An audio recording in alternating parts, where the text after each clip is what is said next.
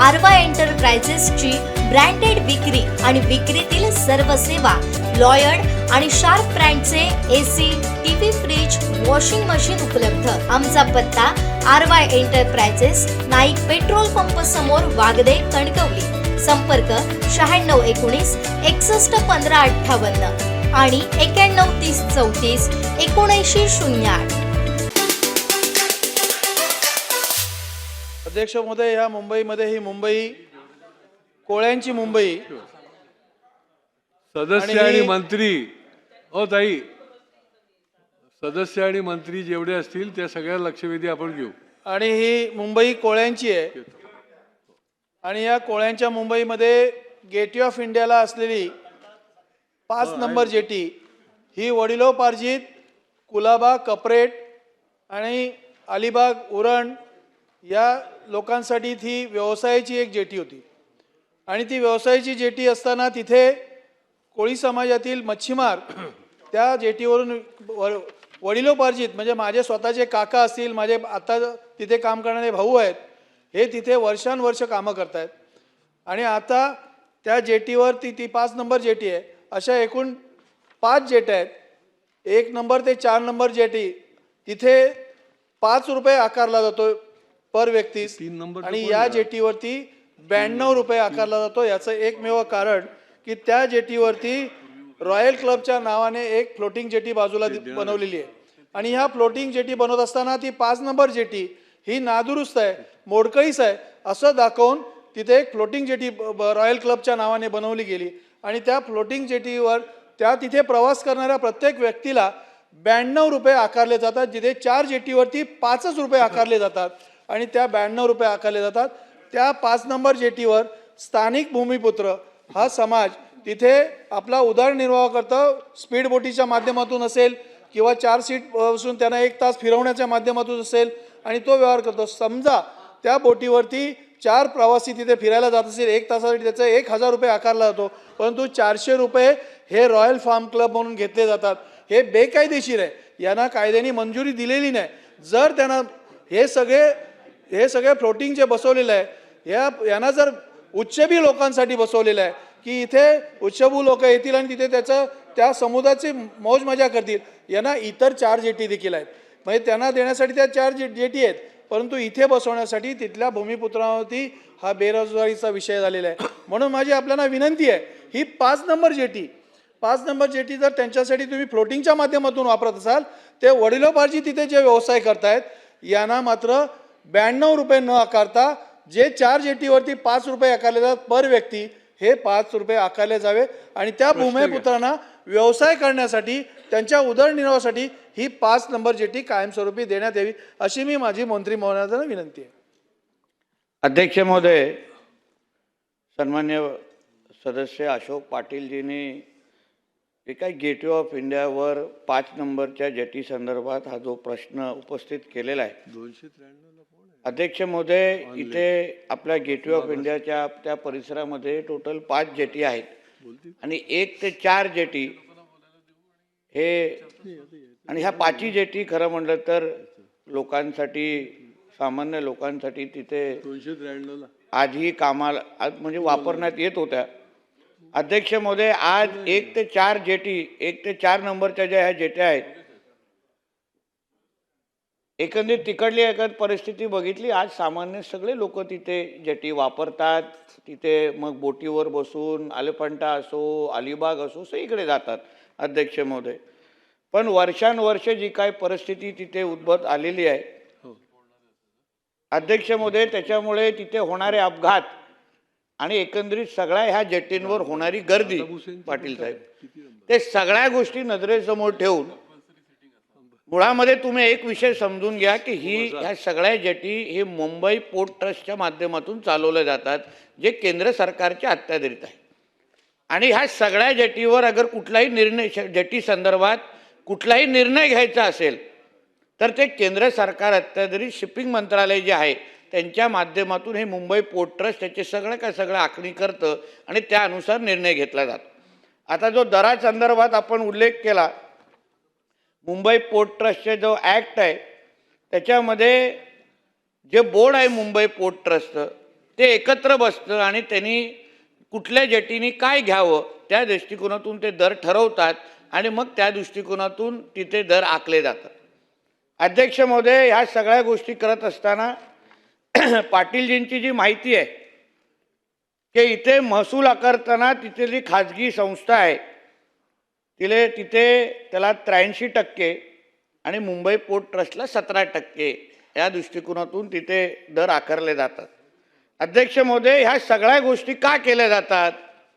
पाटील साहेब, तुम्ही कधी समजून घ्या की एकंदरीत त्या परिसरामध्ये कधीतरी चांगल्या सुविधा उपलब्ध झाल्या पाहिजे.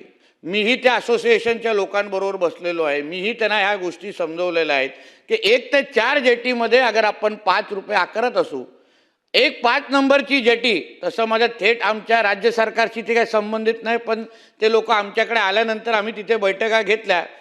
मग 5 नंबरची जेटीवर अगर तिथे मोठ्यातल्या म्हणजे महागड्या अगर यॉट लागत असतील, तिथले मोठ्या बोटी येऊन तिथे अगर तिथल्या दर थोडा वाढून अगर त्यांच्या उत्पन्नामध्ये अगर वाढ होत असेल तर त्याच्यामध्ये काहीच हरकत होण्याची असल्याची काय कारण नाही. अध्यक्ष, त्याला तेही मान्य, तेही मी त्यांना बोललो की तुमच्या लाकडी बोटी आता बदली करून आता चला आपण आधुनिक काही बोटीकडेच्या दृष्टिकोनातून त्या दिशेने आपण गेलो पाहिजे. त्याही गोष्टी तुम्ही खरेदी करा, आम्ही मुंबई बँक किंवा अन्य बँकेच्या माध्यमातून तुम्हाला मदत करतो, जेणेकरून आपण त्या सगळीकडे जे काही लाकडी बोटी चालतात आता इथून ते अलिबाग किंवा इथून ते एलिफंटा केव्ह जाण्यासाठी त्या लाकडी बोटीतून तुम्ही जास्तीत जास्त 1 ते 2च फेऱ्या करू शकता. थोडा अजून चांगली आधुनिक बोटी घेतल्या पाटील साहेब तर ते 5-6 फेऱ्या करू शकता. त्याच्यामुळे त्यांच्याही उत्पन्नामध्ये वाढ होईल. म्हणून ह्या सगळ्या गोष्टी नजरेसमोर ठेवून 1 ते 4 जेटीमध्ये आपण तिथे सामान्य जे लोकांसाठी जे काय वावरण्यासाठी तिथे आणि थोडी गर्दी थोडी कमी व्हावी. नाहीतर काय होतं, सगळेच एकत्र आल्यानंतर तिथे अपघाती होतात, तिथे लोकांची गैरसोयी होते. आणि म्हणून 5 नंबरची जेटी याच्यात थोडा दर वाढवायचं, तिथे चांगल्या आधुनिक बोटी तिथे आणायच्या, मोठ्या यॉट आणायच्या आणि उर्वरित 4 ज्या जेटी आहेत तिथे सामान्य लोकांसाठी उघडत आहेत. हे थोडं उत्पन्न वाढवण्याच्या दृष्टिकोनातून पण ह्या बाबतीमध्ये आपण कृपया विचार करा. तिकडेही मच्छीमार असतील, बोट चालवणारे लोक असतील, आम्ही त्यांना म्हटलं की तुम्ही तुमचं उत्पन्न कधीतरी वाढवायला विचार करा. 5 रुपये आपण किती वर्षानुवर्ष घ्यायची?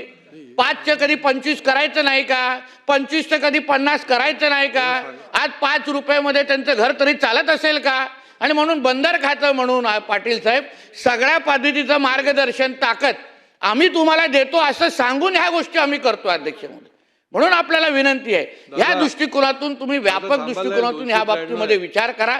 शेवटी आपले मच्छीमार जे मुंबईचे मूळ मालक आहेत, कोळी समाजच इथे आला पहिला, पण त्यांच्याही उत्पन्नामध्ये वाढ झालं पाहिजे. जसं मोठ्या यॉट तिथे येतील तर ते अगर चांगला दर देत असतील तर तो पैसा त्यांच्याच खिशात जाणार आहे. आणि तुम्ही जे बोललात की बाबा ती जी खाजगी संस्था आहे त्यांना जास्त पैसे मिळत आहेत, या बाबतीमध्ये आदरणीय आपले अध्यक्ष साहेबांनी पण चिंता व्यक्त केली होती. आणि मग त्यांच्या बोलण्यानंतर 16 फेब्रुवारी 2026ला पाटील साहेब, मी सन्मान्य आमचे जे शिपिंग मंत्री आहेत केंद्रीय, त्यांना स्वतः मी पत्र लिहिलेलं आहे. आणि ह्या संदर्भात मी त्यांनाही सांगितलेलं आहे की साहेब जे दर आकारले जात आहेत हे थोडे जास्त आहेत अशी लोकांची भावना आहे, सभागृहाची भावना आहे. या बाबतीमध्ये आपण मुंबई पोर्ट ट्रस्टच्या आपल्या अधिकाऱ्यांना सूचना द्या, बैठक घ्या आणि ह्या दरांमध्ये काय करू शकतो का त्याच्याही बाबतीमध्ये मी पत्र लिहिलेलं आहे. पण आपण ही लोकप्रतिनिधी आहात, आपण ही आपलाही प्रवास मी फार जवळून मी पाहिलेला आहे, मी ऐकलेला आहे. म्हणून मी आपल्याला विनंती करतो, चला एकत्र येऊन जो पूर्ण गेटवे ऑफ इंडियाचा जो आजूबाजूचा जो परिसर आहे त्याच्यामध्ये राहणारे जे मच्छीमार आहेत, आपल्या हक्काचे लोक आहेत, त्यांच्या उत्पन्नामध्ये वाढ करण्याच्या दृष्टिकोनातून आपण काय नवीन उपाययोजना करू शकतो, काय मार्ग काढू शकतो, यावरही आपण विचार त्या दृष्टिकोनातून पण करावा, ही विनंती मी ह्या निमित्ताने आपल्याला करणार आहे. पण ह्या सगळे जी माहिती मी आपल्यासमोर ठेवलेली आहे, एका बाजूला आम्ही केंद्रीय मंत्रालयांच्या संपर्कात आहोत आणि दुसऱ्या बाजूनी चांगली सुविधा, चांगल्यातल्या चांगली सुविधा आपल्या गेटवे ऑफ इंडियाच्या इथे भेटल्या पाहिजे, त्याही दृष्टिकोनातून आम्ही प्रयत्न करत आहोत. इथे ते एक अतिक्रमणाचा पण विषय पाटील साहेब आपण उल्लेख केलेला आहे. तिथे आता जे अतिक्रमण ज्याला आपण म्हणतात ती एक कंटेनरमध्ये असलेली पोलीस चौकी आहे. शेवटी येणाऱ्या जाणारे जे लोक आहेत, जी मुंबई महापालिकेच्या माध्यमातून ठेवली गेलेली आहे, आता शेवटी येणाऱ्या जाणाऱ्या लोकांची त्या सुरक्षेच्या दृष्टिकोनातून ते एक कंटेनर छोटा त्या लोकांनी तिथे बसवलेला आहे, तिथे त्यांनी पोलीस चौकीसाठी सारखं तयार केलेलं आहे. त्याही बाबतीमध्ये मी मुंबई महापालिकेच्या अधिकाऱ्यांची जेव्हा बैठकीमध्ये मी बोललो, तर आपण अगर तिथे खरंच लोकांची अडचण होत असेल तर त्यालाही आपण पर्याय काय शोधू शकतो, याही बाबतीमध्ये अध्यक्ष महोदय मी त्यांच्याशी बोललेलो आहे. चला लक्षवेधी.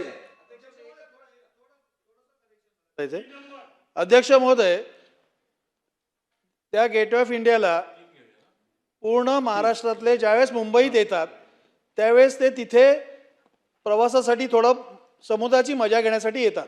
हे काय सगळे श्रीमंत नसतात, गोरगरीब येतात. त्यांना कमी पैशामध्ये जर का प्रवास करायला मिळत असेल तर तो प्रवास ते त्या भूमिपुत्रांच्या माध्यमातून करतात. तर त्या भूमिपुत्रांना काही सवलत देता येईल का? आणि त्या सवलतीमध्ये त्या गोरगरीब जनतेला गेट ऑफ इंडियामध्ये येत असताना ते फिरण्यासाठी ते काय साहेब, एका आपण यॉट बोलता त्या यॉटचा त्याचा कमीत कमी रेट 10,000 रुपये. यॉटनी ज्यावेळेस फिरतात ना ते, तर कमीत कमी रेट 10,000 रुपये. हे त्यांना काय परवडणार नाही. पण हे जर 1,000 रुपयामध्ये तिथले भूमिपुत्र त्यांना जर 1 तासभर फिरवत असतील तर त्यांना कशी सवलत देता येईल, त्याच्यातनं तो मार्ग काढावा. अध्यक्ष महोदय, जे पाटील साहेब जे यॉटबद्दल बोलतायत ना, त्या खाजगी यॉट असतात पाटील साहेब. जे अलिबागला आता गेल्यानंतर ते सगळ्यांचे तुम्ही उच्चभ्रू लोकांचे जे बंगले बघता, तर त्यांना तिथून इथे यायचे असतात. ते त्या स्वतःच्या हक्क मालकीचे यॉट असतात. ते येऊन तिथे आता आपण रेडिओ क्लब जेटी का बांधतोय पाटील साहेब? कारण काय?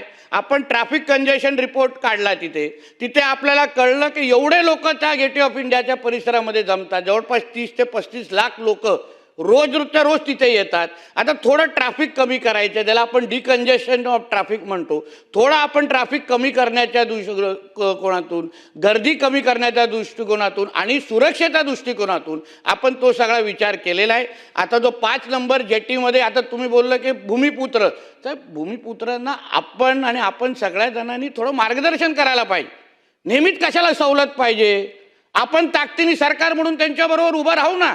तुम्ही बाहेरगावच्या देशामध्ये जावा, अन्य देशांमध्ये जावा, केरळ विरळ सारख्या देशामध्ये जावा साहेब, चांगल्यातल्या चांगल्या सवलती दिलेल्या आहेत, चांगल्या बोटी त्यांना उपलब्ध झालेल्या आहेत. मी स्वतः त्यांच्यावर बैठक घेऊन त्यांना सांगितलेलं आहे, चला तुम्हाला चांगल्या बोटी घ्यायच्या आहेत. आमच्या आदरणीय मुख्यमंत्री साहेबांचं म्हणणं आहे की इलेक्ट्रिक बोटी लागल्या पाहिजे, कारण की डिझेलच महाग असतो त्या बोटीचा.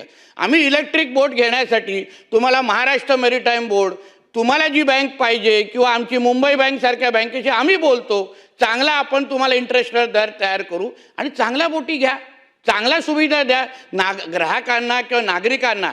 आता पर्यटक राहायला बाजूला, पण अगर आदितीताईंना अगर अलिबाग जायचं असेल तर त्यांना चांगल्याच बोट लागणार. त्या काय त्या लाकडी बोटीमध्ये जाणार नाही.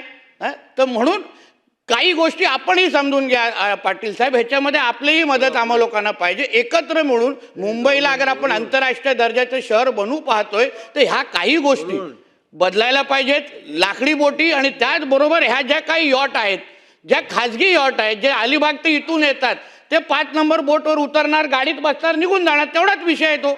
आणि त्याच्यामध्ये पण स्थानिक भूमिपुत्रांना काय मदत करायची, सवलतीची सवय लावू नका. ह्यापेक्षा 5 रुपयापासून त्यांचं उत्पन्न आपण 100पर्यंत कसं घेऊन जाऊ शकतो, यासाठी उपाययोजना करण्यासाठी महाराष्ट्र मेरीटाईम बोर्ड आणि आम्ही सरकार म्हणून तयार आहोत.